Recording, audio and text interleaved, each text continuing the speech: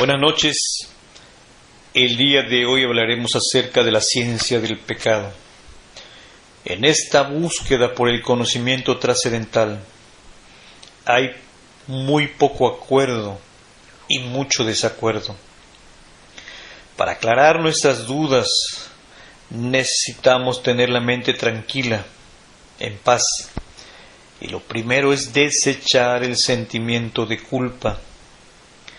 Porque adentrarse al mundo del pecado es un misterio. Este mundo oscuro, denso, la entrada es gratis y la salida es difícil, casi imposible. Las retiradas exitosas se ven muy poco, porque significa que a una persona salga de ese mundo sin ansiedad, sin defectos y plenos de sí mismo. El pecador arrepentido podría tener esa posibilidad. ¿Por qué? Porque ya no quiere seguir repitiendo lo mismo que está llevando. Ha experimentado, conoce perfectamente ese mundo y siente la necesidad de buscar el espíritu, el alma, la necesidad de llenar ese vacío, pero no de más pecado, sino de espíritu, de luz. Existen dos tipos de pecadores. El pecador sin anhelo espiritual. Este acepta la vida que está llevando y no tiene ninguna intención de hacer cambio alguno. Ha experimentado, sigue experimentando y seguirá experimentando, porque el defecto que cargamos dentro siempre vivirá un proceso del más. Entre más come, más hambre tiene. Es su elección y tiene su legítimo derecho. En cambio, el espiritual sin pecado, el que huye, el que no lo conoce, el que no lo ha vivido, éste levanta una muralla, pero lo ve por allí, por una rendija, con mucha ansiedad de verlo. Son aquellos que dicen, que señalan que las ciudades grandes como esta, Cancún, es un Sodoma y Gomorra. Llevan el pecado en su mente y solamente aplican la justicia. En cambio, el pecador que busca el Espíritu ya conoció todo. No necesita identificarse más. No quedó con esa espinita. Ahora trabaja sobre sí mismo. Es ahí donde salieron los maestros del mismo lodo de la tierra, que se levantaron hasta ser ahora hombres con la conciencia completamente despierta. Los puritanos huyen del pecado, de la materia, de los mismos mundanos, pero no huyen solos, huyen acompañados con todos aquellos bufones y tullidos, y me refiero a nuestros agregados psicológicos. Qué bueno irse solo, limpios, pero no acompañados, porque llevaremos el pecado que profana el templo interior, o sea, llevamos a cuestas el Caifás. ¿Habrá algún límite de estar y salir de este mundo del pecado? Si nos observamos por un instante, quizás en algún momento encontraremos una pequeña puerta de salida, un momento de escape. Y puede ser en el instante que sintamos remordimiento por lo ya cometido. Porque en general estamos atrapados. Este mundo no nos deja salir. Necesitamos aprovechar ese pequeño lapso, porque todo tiende a regresar. y ese remordimiento queda apagado. Regresan los pensamientos y la ansiedad que busca seguir experimentando el mundo del pecado. Muchos dicen que se debe bajar a experimentar, pero bajar a experimentar no es recomendable. ¿Por qué? Porque somos demasiado débiles y quedaríamos atrapados tal cual mariposa en una red. Lo que hemos vivido ha sido suficiente. Ahí tenemos el material necesario para empezar a autoobservarnos, para trabajar sobre sí mismo. Suficiente el experimento. A menos que queramos bajar más, pero es riesgoso.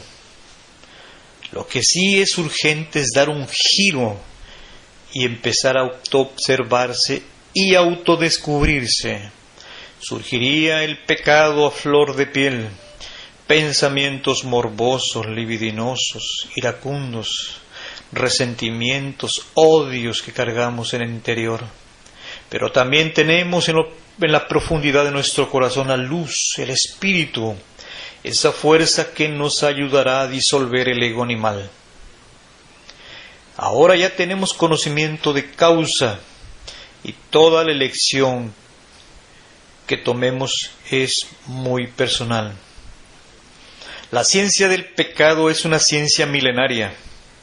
La hemos vivido, la hemos disfrutado, la hemos padecido demasiados siglos para no haber aprendido. ¿Cuántos siglos necesitamos más? ¿O cuántas vidas necesitamos bajar al mundo del pecado para seguir aprendiendo? Hay mucha confusión y hay ocasiones que no se puede diferenciar entre el pecado y la espiritualidad. Mezclas, una mezcla rara con diferentes tonalidades. El pecado es pesado y oscuro, la luz es suave y clara. ¿Qué surgirán de esta mezcla, de esos dos elementos? Lo que ha surgido es la inconsciencia y el fanatismo que tanto daño ha ocasionado a la gnosis, señores. El doctor Samael Aumbeor lo vivió, lo reconoció, bajó, subió y dejó todo eso. Se definió de lo que realmente quería. Por eso su gran conocimiento del pecado. Y además de eso, lo más importante es que nos entrega la solución. Cuando se habla acerca del pecado, inmediatamente reaccionamos.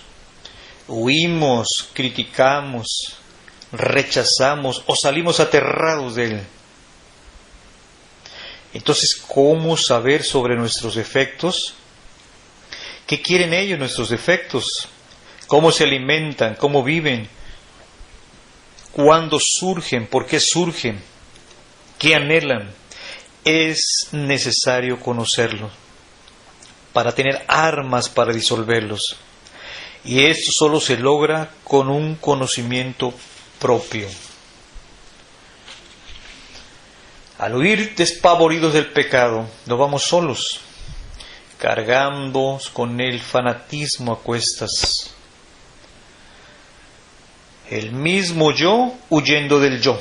Dice el doctor Samael Aumbeor que en el octavo círculo dantesco, el ego huye despavorido del mismo ego.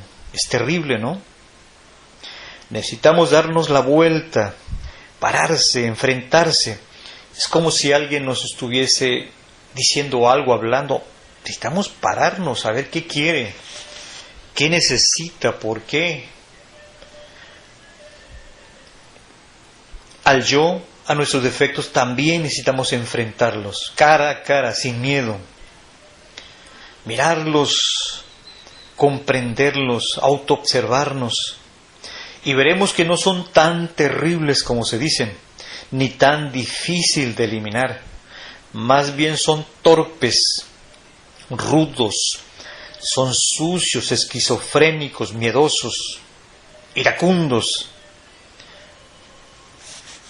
Es por eso que no necesitamos huir, ir a escondernos allá a las espaldas de los templos, porque solamente aquellas personas que no se conocen a sí mismos. Todo se ha satanizado, todo se ve con cara de pecado, todo es malo, la comida es mala, la bebida es mala, el cine es malo, las fiestas son malas. Bueno fuera que esas actitudes fanáticas nos ayudaran a disolver el ego, todo en general, estuviéramos con la conciencia despierta.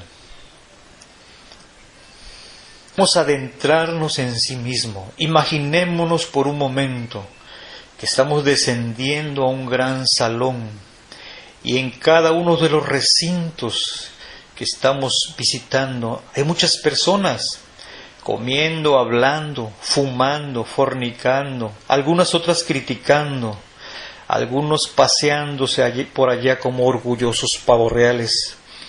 Por allí está la lujuria, por allí está el tirano, por allí está el que le gusta la bebida, por allá está el criticón y muchísima gente.